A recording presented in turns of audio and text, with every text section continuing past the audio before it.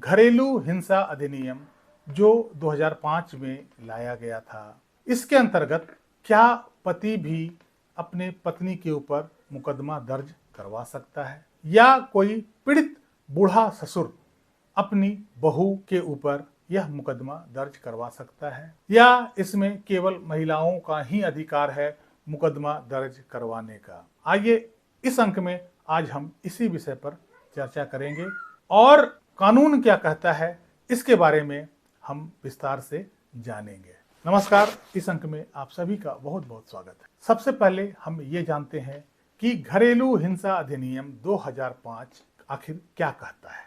घरेलू हिंसा अधिनियम 2005 का पूरा नाम है the protection of women from domestic violence act 2005।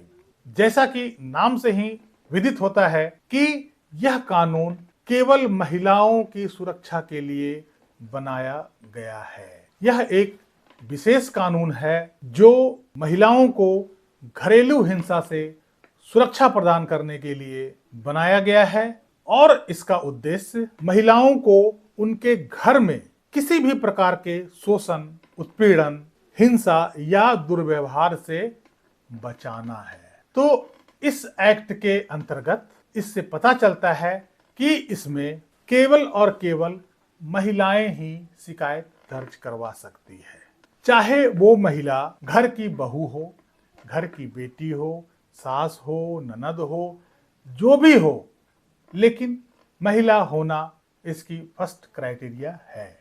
अब है कि इसमें चाहे तो बहू सास के ऊपर मुकदमा कर सकती है, सास बहू के ऊपर कर सकती है, माँ बेटी के ऊपर कर सकती है, बेटी बहू के ऊपर कर सकती है, महिला महिला के अगेंस्ट और महिला और पुरुष के अगेंस्ट ये मुकदमा कर सकता है। ऐसे में यह अधिकार केवल महिलाओं को दिया गया है, क्योंकि यह कानून केवल महिलाओं की सुरक्षा के लिए बनाया गया है। इसमें विधवा महिला भी मुकदमा दर्ज करवा सकती है अपने सास, ससुर, ननद और जेठ के खिलाफ या घर के अन्य किसी सदस्य के खिलाफ। इसमें लिव इन में भी रहने वाली जो लड़की है वो भी अपने पार्टनर के खिलाफ मुकदमा दर्ज करवा सकती है। कुल मिलाकर यह है कि घर की कोई भी महिला अन्य महिला और पुरुष सदस्यों के खिलाफ यह मुकदमा दर्ज करवा सकती है।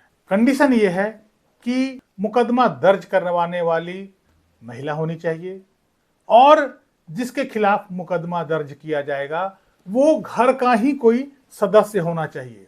इसमें रिश्तेदार शामिल नहीं होते हैं, जैसे कि 498 के मामले में मौसी, मामा, ताया, फूफा को आदमी आमतौर पर शामिल कर लिया जाता है। इस एक्ट में, इस कानून के तहत उन रिश्तेदारों के खिलाफ मुकदमा दर्ज नहीं हो सकता है। उन्हीं के खिलाफ मुकदमा दर्ज होगा जो उस घर के सदस्य हैं और साथ में रह रहे हैं। अब यह जानते हैं कि आखिर यह मुकदमा किन किन परिस्थितियों में किया जा सकता है, किन किन हिंसा या अत्याचार के खिलाफ यह किया जा सकता है। तो इसको यदि हम कैटेगरी में बांटते हैं तो पहला, शारीरिक हिंसा। यदि किसी महिला के खिलाफ मारपीट, फिजिकल टॉर्चर, बाल पकड़ के खींचना, उसे किसी गर्म चीज से जलाना, खाने पीने से वंचित करना या घर से निकालना आदि ऐसे घटनाओं के लिए घरेलू हिंसा के अंतर्गत मामला दर्ज किया जा सकता है।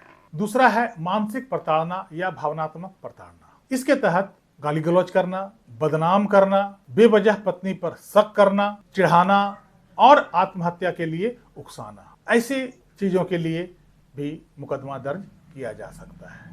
अगला है यौन हिंसा। यदि किसी महिला के साथ जबरदस्ती यौन संबंध या अप्राकृतिक यौन संबंध या किसी तरह का अश्लील हरकतें, अश्लील कमेंट, अश्लील टिप्पणी किया जाता है तो ऐसे में भी इस कानून के तहत मुकदमा दर्ज करवाया जा सकता है।